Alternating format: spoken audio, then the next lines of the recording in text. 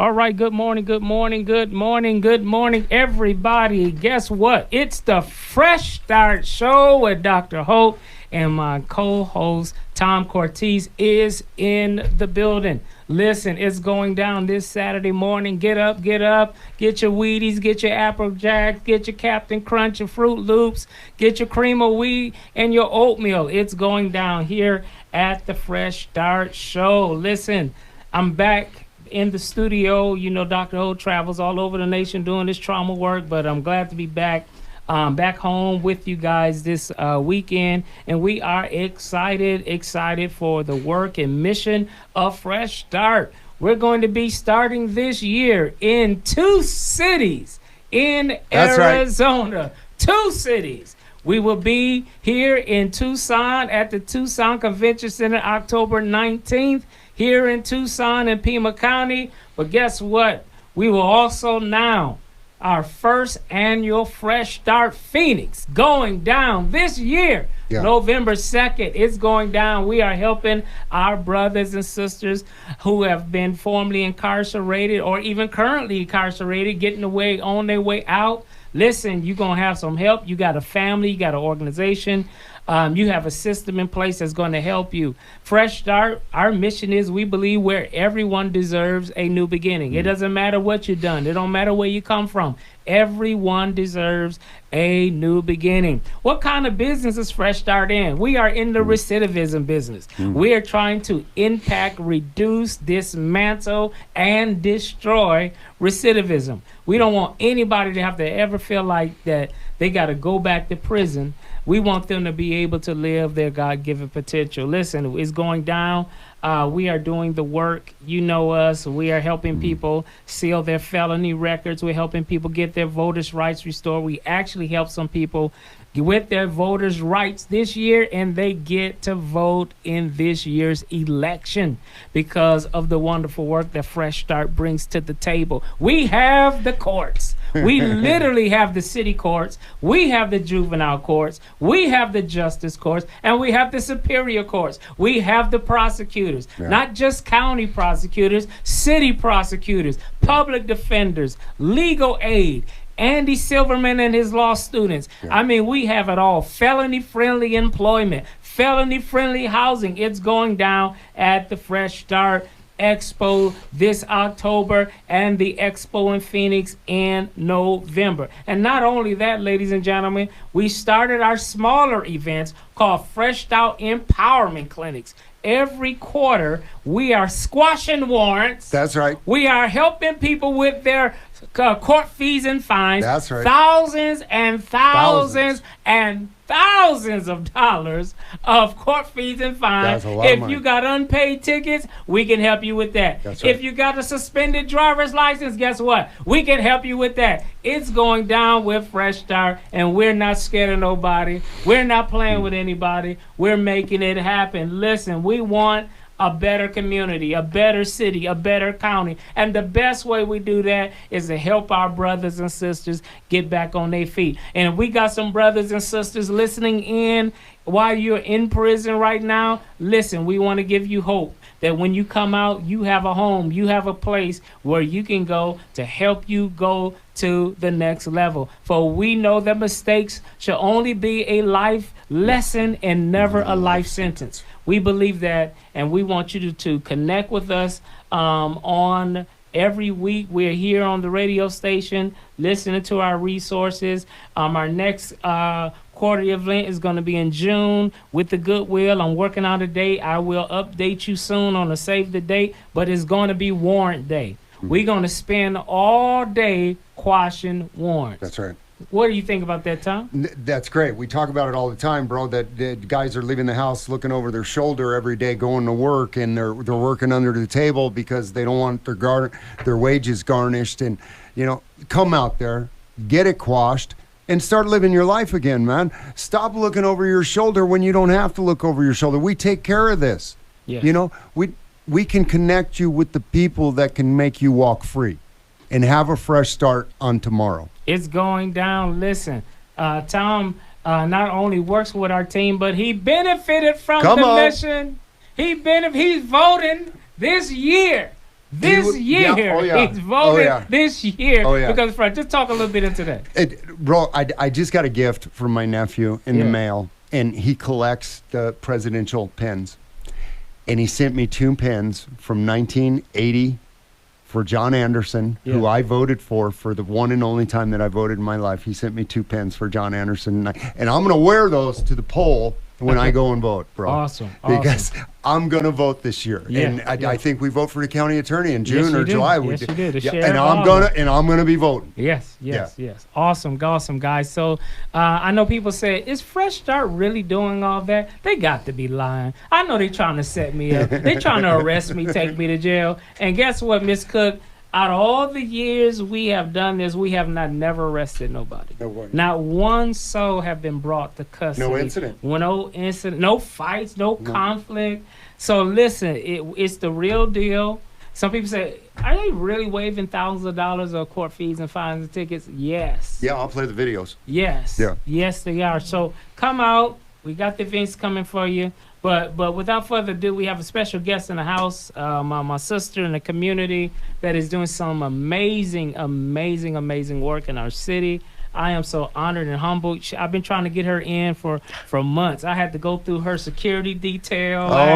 Go through her 3 administrative assistants. I had to get a PIN code to be able to talk to her. I mean, she just doing it in the city. Yeah, the security's outside the studio. The Secret Service agents. We just playing. But listen, it's an honor to have another juggernaut in our city, a giant in our city. Who's doing some amazing things. You guys know Dr. Hope, we're better together. That's my whole philosophy. Right. My whole core value is I like bringing in some giants who are some servants. Not people that just want to stroke their ego and talk a good talk. But I like Miss Cook because of the fact that she's doing the work, man. And that's just like what Fresh Start is in alignment. We're not just talking about the issues. We know what the issues are. But what we need in our city is change agents, people who are making a difference and doing the work. And so we are honored today to have Miss Desiree Cook in the building. Truly a fan. Been watching you from a distance, and she can do some hair too, y'all. Don't sleep on it. Don't sleep on her now. I'm telling you right now, she can do some hair. But she is doing the work on this housing project and working with at-risk youth and young adults, male and female, getting educated today on some of the great work. We've been watching her on social media. They got the ground and they broke the ground. We watched this whole series work. To where they laid the foundation, then they built the homes and all of it. I mean, we've been watching. Yeah. We've been watching. Yeah. And it's just amazing to have you. And then just the resilient story. Our mission is about dealing with prison and incarceration and all of that. And I thought that was even another perfect reason to bring her in to hear her story of the remarkable resilience. Of coming from a space of incarceration to rebranding her whole life and doing some great things. So we have Miss Desiree Cook in the building, and we are so excited for what 360 IMU is doing in our city. So welcome. Thank you so much. I'm honored to be in this space and in your presence, both of you gentlemen. I thank you and I admire you as well. So truly honored to actually be here with you today and have this conversation to make our community better. So tell me about, we were talking about, and I'm a traumatologist as a trauma doctor by living and by profession. And you're right. We're briefly talking about as we come on the air that so many of our issues that we have come from our pain and brokenness of trauma. And when we don't identify and start that healing journey, it exacerbates into all periods of our life, and especially with decision making, the choices that we make, whether that's good or bad, how we hurt people we didn't mean to do, and we sabotage relationships, things of that nature. So could you talk a little bit about that? Sure. So I was introduced to my trauma at 17. It's amazing how you could have a normal life. I was, 2-parent home, traveled the world, only child. My dad was an entrepreneur. Okay.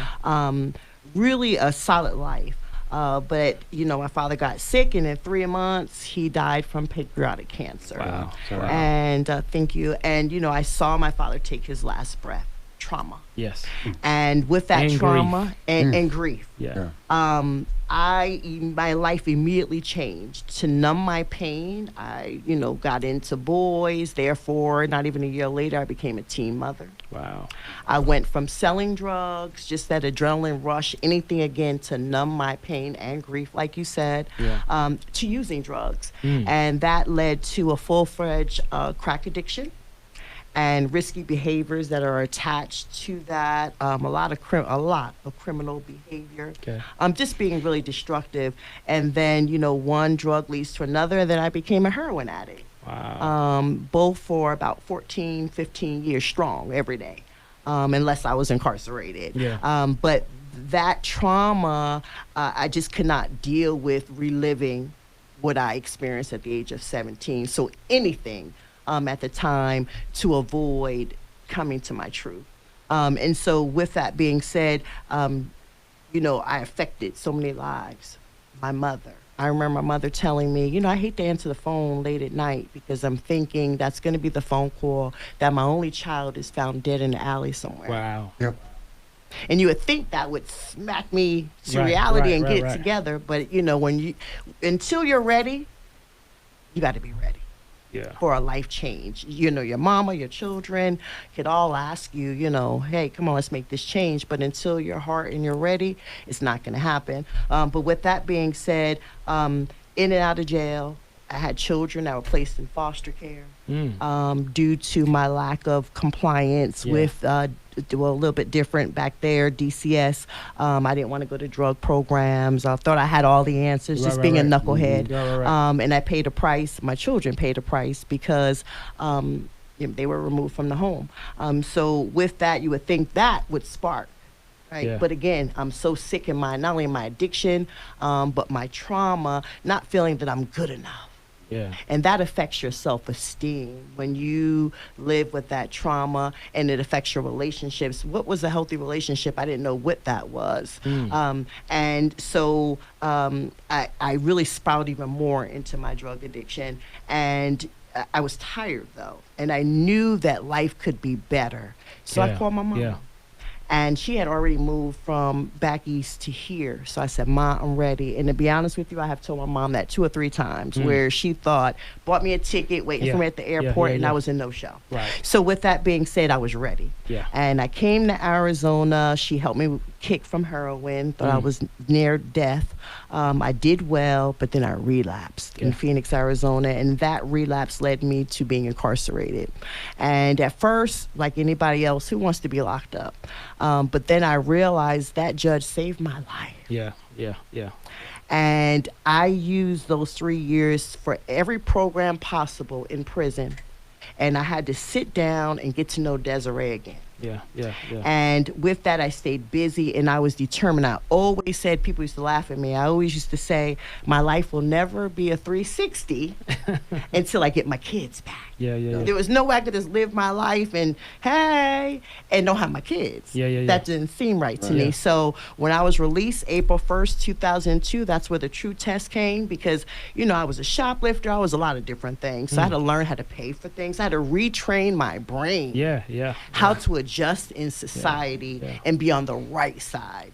And so within 6 months, moved from the apartment that when I was released from prison to a home and started getting my kids back.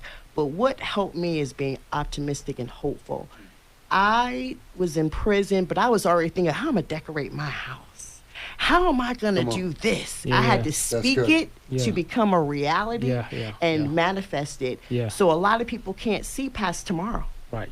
I had to push myself to see my future and what that would look like. I saw myself playing with my children. I saw myself crying with my children as we're healing and I'm asking for forgiveness. And those days came. Yeah. You yeah. gotta be hopeful. You Yeah. gotta be optimistic and get rid of any outside noise and any distraction for those that say that you can't or you won't. So now that you're out, you got your family back, you're doing great. The city been seeing, You're doing some wonderful work with this housing project. And a lot of times, sometimes because of our own traumas, we're passionate about helping the next generation deal with their traumas and heal with their traumas. So what was the connection of what you're doing now from your past to say, I got to look out for that next generation? After I got my kids back and was healing, I was able to look in my community with a clearer lens. Okay. And I saw kids that looked like my children, so to speak. And then what really bothered me the most is that kids were looking like they were in foster care, their appearance. And I think that was the driving, I know that was the driving force. And that's where IME 360 was born. Originally, it was just customized hygiene according to your age, gender, and ethnicity. Okay. Because as being a retired hairstylist, I think it's important that we have our own hygiene according to your uniqueness. Yeah. And I was finding that that wasn't anything that was happening at the time. So we have a hygiene refill program every 6 weeks, new, full size, and customized. Okay. And what that does is improve school attendance. It reduces high school dropout, Yeah. combats bullying, Yeah. academic success. Yes. So when you feel better, you do better. Our haircuts, And haircuts. sports clips. Yeah, that's Right? what we do. Yeah. All yeah. of that confidence. So Yeah. that's really how it started. And thus God just kept, evolving that concept. But all I wanted to do was just help, like you said, Yeah. because of my past, I wanted to also impact my community. So tell us a little bit, and Tom, you can always chime in too as well. So tell me the process, because that takes a lot of faith. Say, hey, I'm going to get some property. We're going to build these homes. I need to talk to officials and make sure we have funding. So tell us about that process. So in 2018, another stylist had shared a Facebook video, and it was a woman building tiny homes in Detroit. Yep. And so happened I was going to Detroit because my niece was graduating law school. So I made it a 2-for-1, pleasure and some business, and met that founder. She gave us a tour. She actually took me under her wing and let me know the pros and the cons of building these tiny homes. Sat on it, came back to Tucson, sat on it for a whole year, just kind of praying about it. God said, no, we're going to do this. And in 19 is when we started talking to the officials and looking for land and things of that nature. But during that time, it was like, tiny homes is not existing in Tucson and Pima County. And I'm like, well, I don't Why care. not you be the first? Right, I don't care. And, I've had some officials say, just get apartment buildings. That's not what I That's want not to what do. God showed you. That's Yeah. not what, That's right. I got to stay true to Stay the to the assignment. blueprint. Yeah. Mhm. Yeah. And a lot of outside noise, but God kept still showing some open doors. Yeah, So I yeah, knew yeah. that there was possibilities and didn't know what we were doing. Yeah. Right? Yeah. Amen. But then in all of 19, I gathered some Well, it different. didn't exist. It didn't There's exist. no archive for you to go look at and say, Right. how do we do this? Yeah. Right? You're the Instructions. trailblazer. You're Yeah. the trailblazer. Yes, so it was like, okay, I need people that can help me write out this vision. What is it going to look like? So Yeah. every Friday of 2019, we met at a local coffee shop and drew it out. Yeah. What our model was, Yeah. and then we went to the trademark and copyright to make sure that we own Yeah. this housing model. Yeah. And then in 2020, we verbalized it and announced it Wow. to the public that we're going to do this. Yeah. So I truly believe you have to speak things into Yes, you do. existence. Right? Yeah. And then we didn't even know where the land. We're looking all over Tucson for land. And right next to our office, there was an acre of land which the church would use as a parking lot. So one of the guys, Andres Pratellos, who doesn't live here anymore, but he was on that team, he was like, Miss Des, what's up with this land right here? And I'm like, Yeah. shut up. It was right under our nose all the time. It was right there all the time. We Sounds were like looking God to everywhere. me. That's God. Yeah. And then I Yeah. went and talked to Pastor Jeff, Hope City. Yeah, yeah, I yeah. texted him. I was like, hey, bro, what's up with that land? Yeah. And so I said, I think we should buy that land. Let IME 360 buy. And he was Yeah. like, I think that's a great idea. Yeah. So See how now- God work it out? He worked out right underneath our nose. Yeah, So yeah. so we get to witness. I'm in the office, but we get to witness on a daily basis what God can do, Yeah. right, and Yeah. will do. And so with no money, Mm-hmm. Sound like us. we had no money. We had no money when we started. And so, getting the permits, Yeah. and so you got to get the buy-in, Yeah, that's right? right, that's And right. I think what really helped is the passion. The fact that I believed it and it sold, right? Yeah. Because of, and this is before really COVID really came, but then once COVID came, it made it start seeing like, oh, we're going to really need this because we're going to be in trouble Yeah. foreseen. Yeah. And so anyway, fast forwarding, got the land, got the permits, started getting donors to buy in, but not one contractor would touch us because we didn't have the $1.9 million dollars at one time. Crest, which we are so thankful for, was pay as you go. Wow. As the money comes in, we write a check, we make progress. No money comes in, we sit for a while. Right. Yeah. Right? But I think it was proof of concept. Yeah. We were showcasing every little. So it might not have been important to anybody else, but it was important to me. I don't care if it was a screw in the dirt, like a nail in the dirt. It was important to me. So anyway, fast forwarding, here we are now building Tucson's first green. That's what's making it take a lot longer because it's not your traditional build. These homes will be here for 100+ years. Nice. They're sustainable from all kinds of weather, heating, right, cooling. Green, affordable, $1 a square foot. These homes are obviously 450 square feet, 1 bedroom. There'll be washer and dryers, master bathroom, high voltage ceilings, windows. We were very strategic in ensuring that they not feel like you're in a box. Right. Because for your mental health. That's right. Windows, because especially when you have went through trauma, you need light. You need a lot of light. You need light. And correct me if I'm wrong, but don't all of the units have a little patio out front? Yep. Right, so the people can go out front and share in the community that you're creating there. It's been fascinating to watch the build. Thank you. You know, piece by piece, and you know, with the styrofoam and all of that stuff. It's been absolutely fascinating. And it's just the expectation for just knowing that the kids are going to walk in there and they're going to see this and this is going to be mine. Wow. It's beautiful. Yeah, it really is. And thank you for sharing that. That's encouraging to me. Because that lot was there for 70 years. Mm-hmm. Just for you, though. Yeah, waiting. God was waiting. You know? And so it's mind-blowing. Surprise God. It's so mind-blowing, but you're right. We're built, so what we're doing, we will always build 10 at a time. That is our housing model. We're building community within community. We're creating a melting pot. That's what I'm used to, where I'm from. So we have Hispanic, Caucasian, Native American, African American, kids that would not normally maybe know each other, but now they're coming together on one accord and commonality, and that's to get through this program. And they know each other because they've all had trauma, and they know each other because they've all had difficulty in the home. They know each other because they don't all necessarily have two parents or parents that are their own. They know each other from the like experiences that we talked about last week with Fritzy doing the ACE.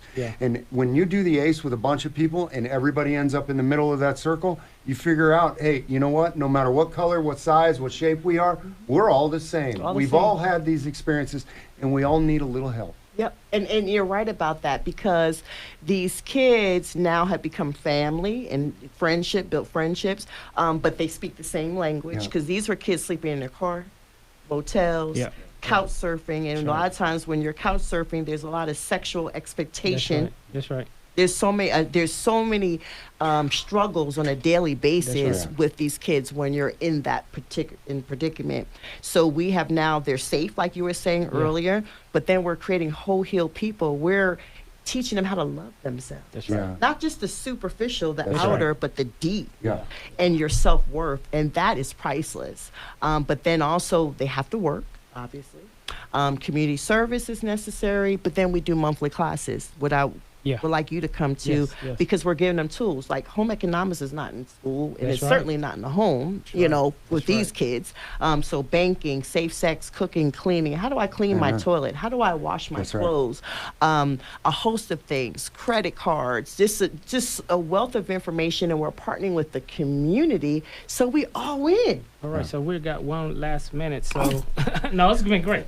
So as we close, tell us how, if someone wants to donate, someone who wants to sow a seed or do some funding or provide a resource, where can they go? Website, your contact information. www.imu60.org. We are $265,000 out from completing the tiny homes. Please not only visit our website, follow us on social media so you can see where we came from and where we're going. All right, you have it. We had Miss Cook in the building making change. Tom, 20 seconds, what we got going on? Got Market on the Move going on right now at Amphi Bible Church. Get out there, 60 pounds of produce for $10. We'll be out there all morning. All right, you heard it. We out again. We had the illustrious Desiree Cook in the building. We're so happy to us. Thank you to all our supporters that support us every Saturday at 7:30. If you don't have a church, find a church to go to. Amen. And have a blessed day. Fresh start.